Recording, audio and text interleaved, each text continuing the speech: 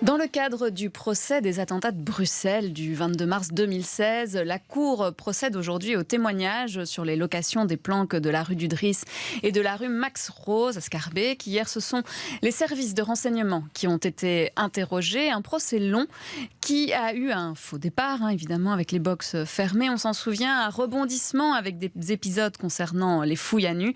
Par exemple, la presse peut rentrer, mais pas filmer ni prendre de photos. Alors nous avons pourtant besoin, nous les journalistes, des médias télévisuels aussi, de témoigner des faits pour les partager avec les téléspectateurs.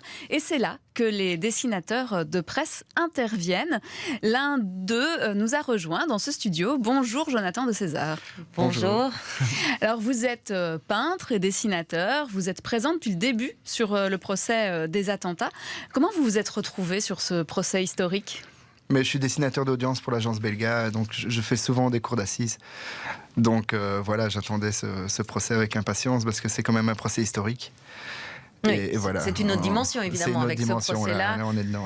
Alors justement, comment on s'y prépare juste avant le procès ? Est-ce qu'on se dit « Waouh, j'ai une sacrée responsabilité en tant que dessinateur » parce que finalement, vous êtes le seul témoin visuel de ce procès. Ah oui, c'est assez stressant, mais... Après, ça reste une cour d'assises, sauf que c'est plus grand. Donc, il y a le stress de est-ce qu'on va y arriver, est-ce qu'on pourra bien se placer, parce que le problème, c'est la sécurité. Il y a une sécurité énorme sur place. Et donc, c'est toujours négocié, mais au final, ils nous connaissent et voilà, on arrive à se placer, quoi. Alors, comment est-ce que l'artiste, parce qu'au départ, vous êtes artiste, alors je ne sais pas si vous vous considérez aussi comme journaliste, quelque part, puisque vous témoignez des faits. En fait, c'est un grand débat que j'ai. Est-ce que c'est de l'art ou du journalisme ? Et ça, on pourra en parler des heures, parce que c'est toujours la frontière entre est-ce qu'il faut garder sa sensibilité d'artiste ou justement être plus journaliste. Moi, je pense que c'est quand même plus de journalisme avec une sensibilité d'artiste. Parce qu'on est dans un procès hors norme aussi. Ça veut dire aussi que vous faites des croquis. Ça veut dire observer les victimes, ça veut dire observer les accusés, observer la cour avec votre regard, ça veut dire les regarder, vous concentrer. J'imagine que ça doit être un exercice assez compliqué quand même au départ, sans doute. Non, c'est très difficile. Un procès de cour d'assises classique, ça va, j'arrive à prendre du recul en me disant je prends ça un peu comme un polar et c'est passionnant. Mais ici, ça a quand même été dur et il y a eu des images très difficiles qui ont été diffusées. Voilà, je pense que moi je suis reparti que 2-3 fois en pleurant du procès, mais faut prendre du recul tout le temps et faire un peu abstraction et voilà, c'est un... Est-ce que vous avez un suivi psychologique par rapport à ça ? Parce que pour les jurés par exemple, il y a un suivi. Vous aussi, vous avez... Non, ça va. Honnêtement, ça va.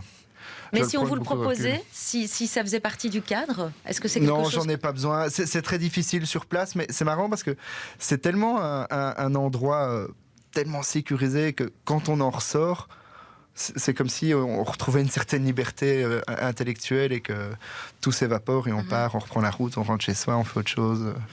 Est-ce qu'il y a des moments peut-être un petit peu plus...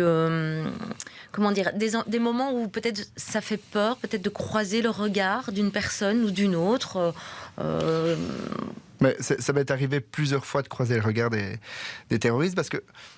Et c'est souvent dans un procès, l'accusé regarde le dessinateur un moment droit dans les yeux parce qu'il ne veut pas être pris en image de toute façon. Et donc, il y a toujours un croisement de regards comme ça. Et c'est toujours un peu... Voilà, après, maintenant, le procès, comme il est très très long, il y a aussi une forme d'habitude qui s'installe.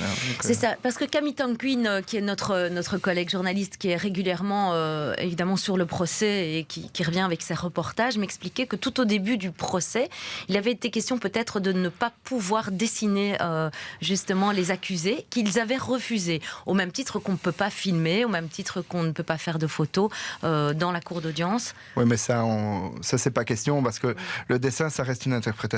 C'est comme un écrit, donc on ne peut pas refuser une interprétation. Puis il y a la liberté de la presse aussi. Oui, il y a la liberté de la presse, et puis voilà, ça fait partie du truc. Dans un procès, on peut dessiner. On peut dessiner. Vous dessinez à l'aide d'une tablette ou vous avez des outils comme des crayons, des aquarelles, ce genre de choses ? Alors le dessin qui est là, c'est sur une tablette. Mais allez, je dirais 80% c'est sur une tablette parce qu'il faut aller vite, il n'y a rien à faire. Et quand je peux, je sors mes aquarelles quand même, parce que même plaisir à l'ancienne. Alors ça c'est intéressant parce que vous prenez vos aquarelles, sauf qu'on ne peut pas rentrer avec l'eau. Non, on peut pas rentrer avec l'eau de l'extérieur, mais on peut prendre l'eau de l'intérieur. Oui, c'est ça. Il y a quand même toute mais je dois rentrer avec une bouteille vide et puis la faire remplir là-bas et puis. Oui, c'est pas évident. Hein. Alors, on voit les visages. Hein. C'est assez précis finalement. C'est proche de la photographie, même si c'est un graphisme assez intéressant. Dans les derniers dessins que j'ai faits, il y a même des dessins qui sont presque photographiques si on va sur le site. Ça veut dire qu'au fur et à mesure du procès, puisque vous y êtes régulièrement, c'est des visages évidemment que vous avez dû anticiper, appréhender, que maintenant vous connaissez quasiment par cœur. Oui, mais c'est pas évident parce qu'au début, ils venaient 5 minutes, ils repartaient. Donc il fallait vraiment mémoriser leur visage, aller très très vite. Ce dessin-là qui apparaît est un dessin du début du procès. Et je me souviens, c'était la course, quoi, parce que je savais qu'ils allaient partir et c'est toujours... Oui, c'est ça. Parce que vous devez sortir de cette audience avec combien de croquis au final ? Je sais pas si c'est la quantité qui compte, mais vraiment la qualité du récit du dessin, en fait.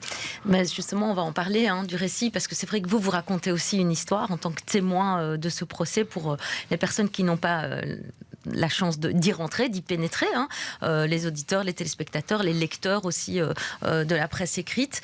Ça veut dire que au fil du procès, on se rend bien compte que vous le disiez, c'est une interprétation, mais que vous devez aussi faire preuve de créativité en racontant cette histoire. Vous devez trouver des angles de vue différents pour raconter cette histoire, selon que vous soyez placé à tel endroit ou tel autre endroit. Comment vous faites vos choix ? Ouais, c'est très difficile. Au fait, en plus, il n'y a que 2 endroits où on peut se mettre. Donc on n'a pas énormément de choix. Donc parfois, on est là et on attend. On attend qu'il se passe quelque chose. Donc on est obligé de suivre le procès. C'est pas qu'on attend un truc. Donc on est là et parfois, il n'y a rien. C'est très long. C'est juste technique, juridique. Et quand c'est ça, alors à ce moment-là, les gens sont quand même intéressés par savoir comment sont les lieux. Donc ça m'est arrivé de faire un dessin de la salle en gros plan, comme si un caméraman était venu filmer, ou de faire des vues larges de l'endroit. Montrer l'endroit, parce que c'est unique quand même comme palais de justice improvisé. Ça veut dire que vous pouvez aussi vous attarder sur un personnage en particulier ? Ah oui, parce que parfois, ils sont pas tous ne sont pas la vedette en même temps, donc parfois il faut en prendre un, s'acharner sur lui. Et parfois c'est un avocat qui va ressortir du lot, qui va sortir... Et un avocat qui est mort aussi pendant le procès, ça c'est inattendu. Sébastien Courtois, pas son âme, mais c'est vraiment... c'est plein d'événements comme ça, c'est inattendu, c'est... On ne sait jamais comment la journée va se dérouler, quoi, en fait. Souvent, on nous annonce un truc, on arrive et le juge dit « Ah non, c'est reporté à demain. Ah mince !» Comment on apprend ce métier de dessinateur d'audience ? Pour ma part, moi, dans mon passé, j'ai été reporter photographe pendant 10 ans. Donc moi, je me sers le dessin, je dessine depuis toujours, mais je me sers de mon passé de photographe de presse, de ces cadrages que j'ai fait pendant presque 10 ans. Et j'associe les 2 métiers en un, en fait. Est-ce qu'il y a un écolage de la part de dessinateurs peut-être plus âgés qui vous donnent des petits trucs ? Est-ce que vous êtes nombreux aussi en Belgique à faire ce métier ? Oh non, on n'est pas nombreux du tout, non. Non, mais j'ai un confrère qui s'appelle Palix, qui est très connu dans le milieu aussi. Et j'apprends plein de trucs avec lui. Lui, il est là depuis le procès du trou, donc il a 20 ans de métier derrière et... Mais non, ça s'apprend pas, ça s'apprend sur le tas. Et puis, on voit ce que les médias prennent, ce qu'ils prennent pas aussi, ça c'est intéressant. BX1 a pris tous mes dessins, j'étais content.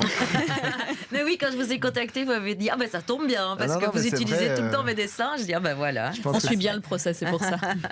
Ah oui, mais j'ai vraiment vu énormément de dessins sur le site de BX1, ça fait plaisir. Est-ce que vous pourriez imaginer peut-être un jour rassembler tous ces dessins, parce que c'est votre propriété malgré tout, même si ça reste mes dessins, elle reste publique, mais c'est vos dessins. Vous pourriez en faire un carnet de récits, justement, pour ce procès ? Un carnet, une expo, il y aura quelque chose, mais je ne sais pas encore quoi. Oui, mais vous y pensez, évidemment. Oui, moi je viens de Charleroi, et le barreau de Charleroi me suit beaucoup parce que j'expose de temps en temps avec eux, et j'ai pas mal d'amis là-bas. Eux veulent déjà une expo au barreau de Charleroi, donc ça c'est sûr. Mais faire un truc plus poussé, il y aura sûrement quelque chose, oui. Est-ce que, au fil... Ce procès est très long, on l'a dit, il a démarré il y a quelques mois, et c'est... au moins jusque fin juin. Ça fait des mois et des mois. On parle de 6-9 mois, voire plus. Est-ce qu'on se lasse à un moment donné ? Oui et non. Mais ici, cette semaine, j'y suis pas. Parce que le truc, c'est que niveau dessin, parfois, comme on parlait tout à l'heure, de trouver un axe, de trouver... Voilà, ça me fait du bien de temps en temps de me dire cette semaine j'y vais pas quoi. Ici cette semaine j'y suis pas. Et quand je reviens avec un peu de fraîcheur malgré tout pour retrouver un peu de... Parce qu'alors la sensibilité est saturée et à un moment on trouve plus rien quoi. Et puis il y a l'émotion aussi peut-être qui... Ouais, il y a eu tous les témoins, j'ai été là pour pas mal de témoins, ça c'était très difficile à vivre. Mais voilà, prendre un peu de recul et revenir, ça fait du bien en tout cas. Merci beaucoup Jonathan de Césarée d'être venu pour nous expliquer donc votre métier et puis on continuera évidemment à prendre vos dessins sur le site de BX1. Merci en tout cas de nous aider aussi à informer le public, voilà, que ça soit en télé ou sur le site internet évidemment. Merci. Merci beaucoup.